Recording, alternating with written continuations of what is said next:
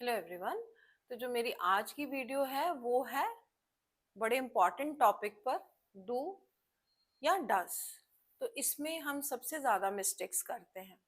ये कोई बहुत ज़्यादा डिफ़िकल्ट नहीं है समझना इसको, बस थोड़ी सी चीज़ों पे ध्यान रखना पड़ेगा आपको, ठीक है। तो उसके लिए हमें समझना पड़ेगा फर्स्ट कि फर्स्ट पर्सन, सेकेंड पर्सन और थर्ड पर्सन क्या होते हैं, ठीक है। फर्स्ट पर्सन कौन होता है? जो बोल रहा है, जो बात कर रहा है। जैसे अभी मैं बोल रही हूँ तो मैं कौन हूँ? फर्स्ट पर्सन, ठीक है। सिंगुलर में अगर एक बंदा है बोल रहा है तो आई आएगा। अगर बहुत ज्यादा लोग बात करें तो क्या आएगा? वी। सेकेंड पर्सन यू ही रहेगा, ठीक है। अब जैसे तुम आ जाएगा यू का, और यू का तुम सब अगर ज्यादा भी है तो भी यू ही आएगा, ठीक है। Third person he, she, it, जिसके बारे में बात हो रही है। सेकेंड पर्सन वो होता है जो सुन रहा होता है, फर्स्ट पर्सन जो बोल रहा होता है। फर्स्ट पर्सन बोल रहा है, सेकेंड पर्सन सुन रहा है, थर्ड पर्सन वो है जिसके बारे में बात हो रही है। सिंपल, कोई इसमें रॉकेट साइंस नहीं है। सिंपल ये समझ लो, बोलने वाला फर्स्ट पर्सन, सुनने वाला सेकेंड पर्सन, जिसके बारे में बात हो रही है वो कौन है? थर्ड पर्सन, ठीक है। तो वो हो सकता है ही, शी या इट। अब ही की जगह किसी का नाम भी हो सकता है, ठीक है।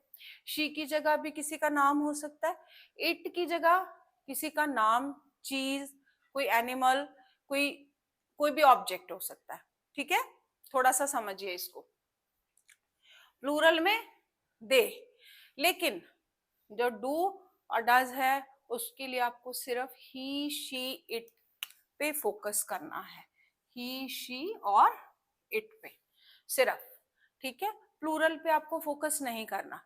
एक चीज आप ध्यान रखिएगा कि जो ही, शी, इट ये सिंगुलर है, इनके साथ डज आएगा, बाकी सबके साथ डू आएगा। सिंपल, और कुछ समझने की जरूरत नहीं है, ठीक है। अब मैं एग्जांपल्स के साथ समझाती हूँ आपको। जैसे ही डैश हिज होमवर्क रेगुलरली। अब आप बताइए यहाँ डू आएगा या डज? इनके हिसाब से जो मैंने आपको अभी समझाया, तो हमने ही लिया है, ही के साथ क्या आएगा? Does. He does his homework regularly. वह अपना काम रेगुलरली करता, रेगुलर बेसिस पे करता है, ठीक है।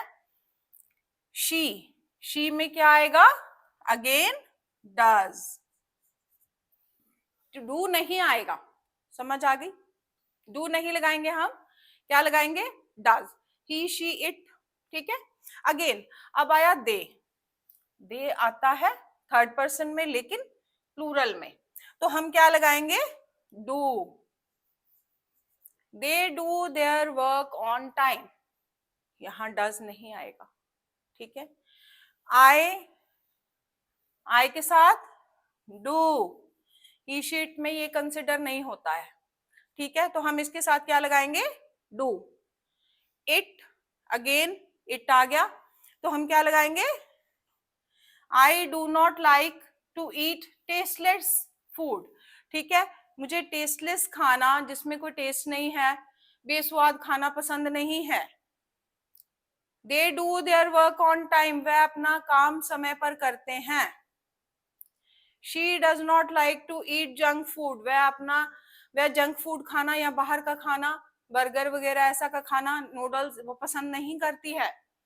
He does his homework regularly, वो अपना काम रेगुलरली करता है, ठीक है। अब ये सेंटेंसेस समझ में आ गए, तो हम नेक्स्ट चलते हैं। इट, अब इट के साथ क्या आएगा? Again does. Does not work, ये काम नहीं करता है, इट डज नॉट वर्क, ठीक है। यू, यू के साथ क्या आएगा? Again do. You do your work your self, आप अपना काम अपने आप करिए, ठीक है। You do your work yourself. तो मैं जो ये सेंटेंसेस आपको बताती हूँ, ये आप इस पे वर्क करा करें, इसको लिखा करें, क्योंकि लिखने से आपको जल्दी से याद हो जाता है। लिखते हैं जब हम, तो हमारा ब्रेन ज्यादा अच्छा वर्क करता है, ठीक है। तो मेरी ये आपसे रिक्वेस्ट है कि जो भी मैंने आपको पढ़ाया है उनको एक बार कॉपी में जरूर करिएगा। और अगर ऐसे के सेंटेंसेस आप अपने से बनाएंगे तो आपको जो बहुत जल्दी याद हो जाएगा। सिर्फ आपको कंसिडर करना है ही, शी, इट पे।